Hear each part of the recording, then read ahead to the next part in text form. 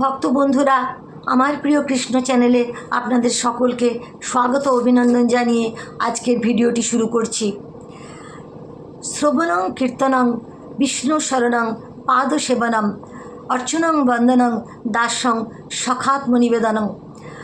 এই শ্লোকের অর্থ হলো ভক্তিযোগের সবচেয়ে সহজ প্রণালী হলো শ্রবণম, অর্থাৎ কোনো আত্মতত্ত্বজ্ঞ পুরুষের কাছে ভগবদ্গীতা শ্রবণ করা।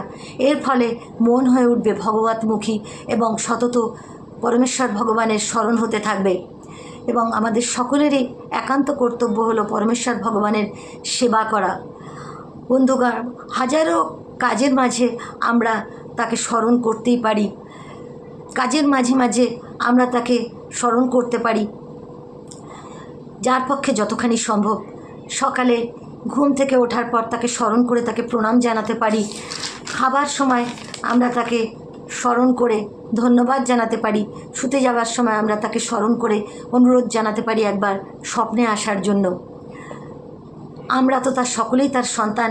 আমাদের আবদার যদি একান্তই আন্তরিক হয়, তিনি আমাদের ডাকে সাড়া দেবেনই, এ আমার একান্ত বিশ্বাস। এখানে স্মরণং কথাটার অর্থ হলো ভগবান শ্রীকৃষ্ণের স্মরণ করা।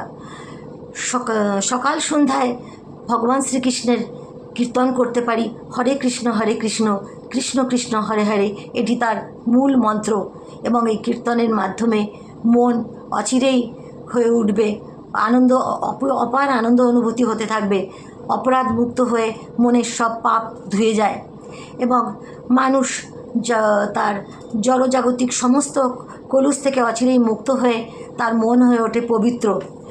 ভক্তবন্ধুরা, আমাদের অনেকের বাড়িতেই ভগবান বাল গোপালের মূর্তি এবং নারায়ণ ভগবানের মূর্তি আছে এবং আমরা অনেকেই তাকে রোজ স্নান করাই এবং এই স্নান করানো যে অমৃত জল, সেটা নিজের মাথায় এবং বাড়ির সকলের মাথায় ছিটা দিতে পারেন। এইভাবে আপনি তার পাদসেবন করতে পারেন এবং বন্দনা পূজার্চনা এসব তো করতেই পারেন। অভ্যাসের দ্বারা বা বিপদগামী না হয়ে যার মন সতত তার স্মরণ করবেন, তিনি অচিরেই তিনি তার কাছে ফিরে আসবেনই, সেটা তিনি আমাদেরকে কথা দিয়েছেন। এবং শ্রবণম কীর্তনম স্মরণম, এই নববিধা প্রণালীর 9টি 8টি 7টি অথবা একটি যদি কেউ অভ্যাসের দ্বারা আচরণে পরিণত করতে পারে, তাহলে তিনি তার সমীপে আসবেনই। ভগবান শ্রীকৃষ্ণের স্মরণ করে সকল শ্রেণীর ভক্তরাই তার সমীপবর্তী হতে পারেন। শ্রবণ কীর্তন স্মরণ এগুলি তো সকলের পক্ষেই করা সম্ভব।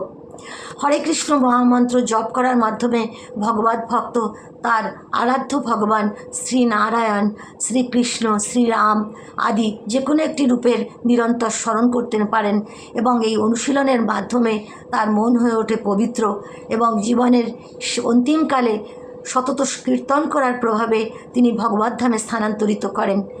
নমস্কার ভক্তবন্ধুরা, আজকের ভিডিওটি এখানেই শেষ করছি। আমার প্রিয় কৃষ্ণ চ্যানেলটি যদি আপনাদের ভালো লেগে থাকে, লাইক কমেন্টস সাবস্ক্রাইব করতে অবশ্যই ভুলবেন না। হরে কৃষ্ণ কৃষ্ণ কৃষ্ণ হরে হরে, হরে রাম রাম রাম হরে হরে। জয় শ্রীকৃষ্ণ।